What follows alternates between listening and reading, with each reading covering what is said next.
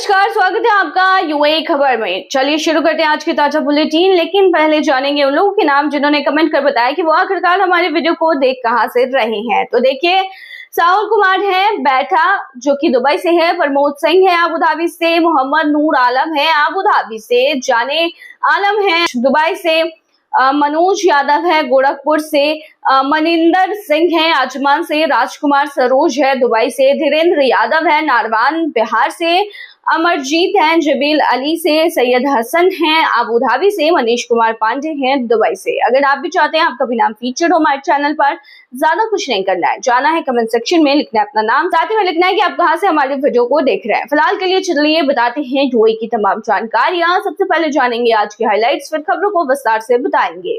तो चलिए शुरू करते हैं। दुबई सफारी पार्क में दुर्लभ सफेद गैंडे के बच्चे सलाम का जन्म। अबू धाबी पुलिस का चेतावनी वीडियो, लापरवाही से हुए खतरनाक सड़क हादसे सामने आए। केरल के शोमोन शाजी ने जीता 20 मिलियन दिरहम का बड़ा इनाम, बिग टिकट ड्रॉ में किस्मत चमकी। अबू धाबी हादसे में मारे गए मिस्र के इंजीनियर को मिला सम्मान, देश ने बताया प्रमुख पुत्र। खतरनाक सोशल मीडिया ट्रेंड्स पर सख्त चेतावनी, अबू धाबी पुलिस ने बताया 2000 दिरहम जुर्माने का खतरा। और आखिर में जानेंगे क्या है आज के रियल रेट्स, क्या है आज के गोल्ड रेट्स और क्या है आज के दिरहम रेट्स। तो चलिए खबरों को डिटेल में बताते हैं। दुबई सफारी पार्क में दुर्लभ सफेद गेंडे के बच्चे सलाम का जन्म। दुबई के दुबई सफारी पार्क में एक दुर्लभ सफेद गेंडे के बच्चे का जन्म हुआ है, जिसका नाम सलाम रखा गया है। सलाम का अर्थ शांति होता है और इसे इस प्रजाति के संरक्षण के लिए एक अहम उपलब्धि मानी जा रही है। यह नन्हा नर गेंडा माँ ऑलिव से पैदा हुआ और जन्म के समय इसका वजन करीब 73.5 किलो था। पार्क के विशेषज्ञों के अनुसार बच्चा पूरी तरीके से हेल्दी है और अपनी मां के साथ सामान्य रूप से बढ़ रहा है। यह दुबई सफारी पार्क के एजेंडर्स स्पीशीज ब्रीडिंग प्रोग्राम के तहत जन्म लेने वाला दूसरा सफेद गेंडा है। इससे पहले 2024 में ओनिक्स का जन्म हुआ था। दुनिया में सफेद गेंडों की संख्या लगातार घट रही है और ऐसे में सलाम का जन्म संरक्षण प्रयासों के लिए एक पॉजिटिव संकेत माना जा रहा है। अबू धाबी पुलिस की चेतावनी वीडियो, लापरवाही से हुए खतरनाक सड़क हादसे आए सामने। अबू धाबी पुलिस ने 3 अप्रैल 2026 को एक वीडियो जारी किया जिसमें सड़कों पर हुए कई खतरनाक हादसों की असली फुटेज दिखाई है। इन सभी दुर्घटनाओं की मुख्य वजह ड्राइवरों की लापरवाही रही है, साथ ही में डिस्ट्रैक्शन भी देखा गया है। वीडियो में देखा गया है कि कुछ ड्राइवर सामने की ट्रैफिक पर ध्यान नहीं देते और अचानक धीमी हुई गाड़ियों से टकरा जाते हैं, जबकि कुछ मामलों में अचानक ब्रेक या दूरी न रखने की वजह से पीछे से जोरदार टक्कर हो जाती है। अबू धाबी पुलिस ने चेतावनी दी है कि इस तरह की लापरवाही न सिर्फ जानलेवा हो सकती है, बल्कि इसके लिए 800 दिरहम का जुर्माना और 4 ब्लैक पॉइंट्स भी लगाए जाते हैं। अधिकारियों ने कहा कि कुछ सेकंड का ध्यान भटकना भी बड़े हादसे को बदल सकता है, इसीलिए ड्राइविंग के दौरान पूरी तरीके से सतर्क रहना जरूरी है। केरल के शोमेन साजी ने जीता 20 मिलियन दिरहम का बड़ा इनाम, बिग टिकट ड्रॉ में किस्मत चमकी। केरल के एक भारतीय नागरिक ने बिग टिकट अबू धाबी के ताजा ड्रॉ में 20 मिलियन दिरहम यानी करीब 45 करोड़ रुपए का बड़ा इनाम जीत लिया है। विजेता शोमेन शाजी, जो टिकट नंबर 229425 के मालिक थे, उनका नाम लाइव के दौरान घोषित किया गया। वह पेशे से 32 वर्षीय उद्यमी हैं और अपनी पत्नी के साथ मिलकर बिजनेस चलाते हैं। खास बात यह है कि वो पिछले सिर्फ 3 महीनों से ही इस राफल में हिस्सा ले रहे थे। जीत की खबर मिलने पर उनका परिवार बेहद खुश हो गया और उन्होंने बताया कि ये पल अभी तक उन्हें पूरी तरह वास्तविक नहीं लग रहा। फिलहाल उन्होंने इस रकम को लेकर कोई ठोस योजना तो नहीं बनाई है, लेकिन आगे निवेश के ऑप्शंस पर विचार करने की बात जरूर कही है। अबू धाबी हादसे में मारे गए मिस्र के इंजीनियर को मिला सम्मान, देश ने बताया प्रमुख पुत्र। आपको बता दें, अबू धाबी में जो हादसा हुआ उसमें एक मिस्र के नागरिक की मौत हो गई है।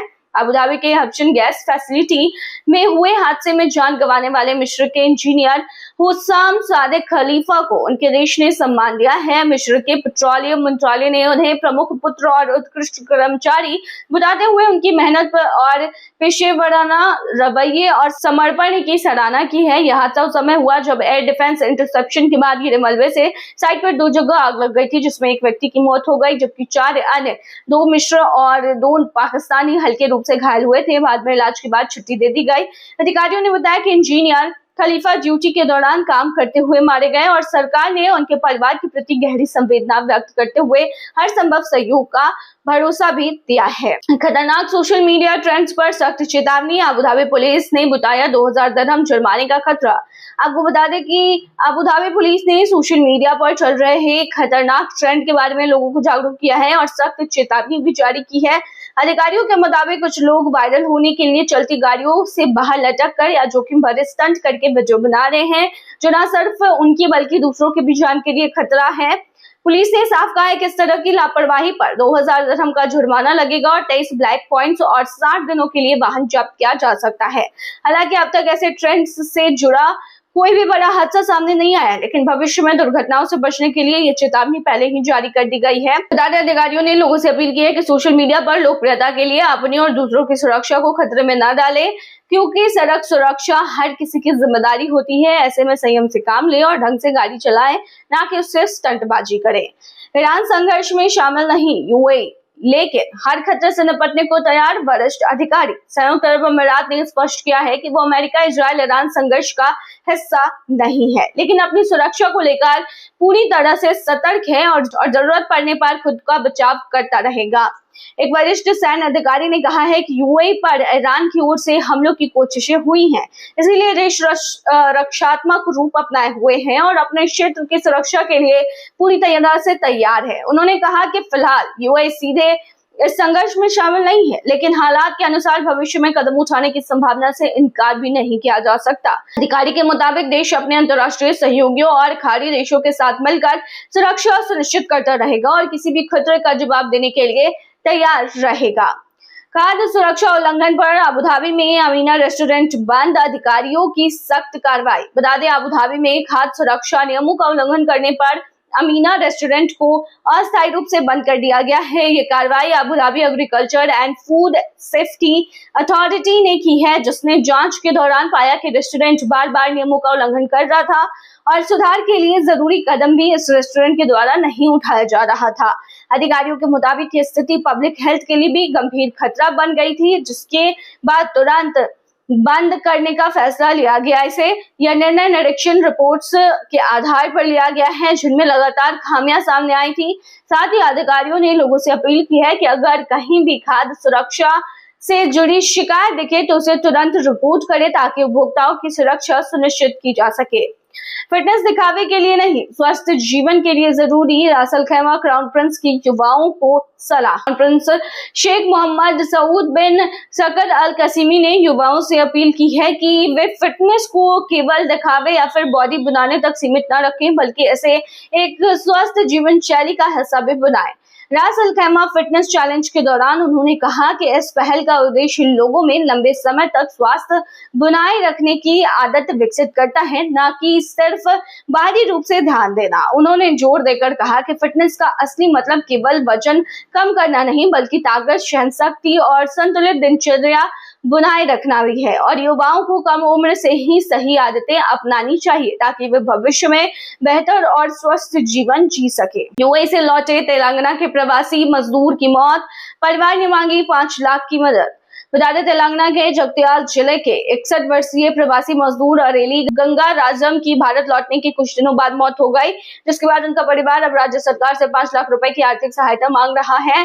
गंगा राजम यूएई में कंक्रीट मिस्त्री सहायक के रूप में काम करते थे, जहां उन्हें किडनी से जुड़ी समस्या हो गई थी, यानी बीमारी हो गई थी। इलाज के लिए पहले उन्हें दुबई में भर्ती कराया गया और बाद में भारत लाकर हैदराबाद के निम्स अस्पताल में इलाज किया गया, लेकिन उनकी हालत में सुधार नहीं हुआ और आखिरकार उनकी मौत हो गई। परिवार का कहना है कि मौजूदा नियमों के तहत केवल विदेश में मौत होने पर ही आर्थिक सहायता मिलती है, इसीलिए वे इस योजना के दायरे में नहीं आ रहे हैं और मानवीय आधार पर सरकार से मदद की अपील कर रहे हैं। चलिए बताते हैं कि आज के रियाल रेट्स, क्या आज के गोल्ड रेट्स और क्या है आज के दिरहम रेट्स। आज एक सऊदी रियाल के मुकाबले 24.76 रुपया है, जो कि पिछले दिन 24.76 रुपया था। वही आज एक सऊदी रियाल में 39.61 नेपाली रुपीज है, जो कि पिछले दिन 39.61 नेपाली रुपीज थे। वहीं आज एक सऊदी रियाल में 32.6 बांग्लादेशी टका है, जो कि पिछले दिन 32.67 बांग्लादेशी टका था। वहीं आज एक सऊदी रियाल में 74.34 पाकिस्तानी करेंसी है, जो कि पिछले दिन 74.20 पाकिस्तानी करेंसी थी। वहीं आज एक सऊदी रियाल में 24.76 भूटानी करेंसी है, जो कि पिछले दिन 24.76 भूटानी करेंसी थी। चलिए बताते हैं क्या है आज के गोल्ड के रेट। तो बता दें कि यूए में सोने की कीमतों में लगातार उतार चढ़ाव जो है वो जारी है। बता दें यूए में आज 18 कैरेट सोने की जो प्राइस है वो 426.90 दिरहम प्रति ग्राम है, जो कि पिछले दिन 428.75 दिरहम प्रति ग्राम था। यानी कि आज के गोल्ड के रेट के 18 कैरेट के भारतीय मुद्रा में कीमत 10,775 के होते हैं। वहीं 22 कैरेट गोल्ड की जो प्राइस है वो 521.75 दिरहम प्रति ग्राम है, जो कि भारतीय मुद्रा में 13,169 के होते हैं, जो कि पिछले दिन 521.75 दिरहम प्रति ग्राम था। वहीं दुबई में 24 कैरेट सोने के दाम की कीमत 563.50 दिरहम है, जो कि पिछले दिन 563.50 दिरहम ही थी। 24 कैरेट के भारतीय मुद्रा की कीमत की अगर बात की जाए तो ये 14,222 के होते हैं। चलिए आखिर में जानते हैं क्या है आज का दिरहम रेट। तो बता दें आज एक यूए दिरहम के मुकाबले 25.26 रुपया है, जो कि पिछले दिन 25.31 रुपया था।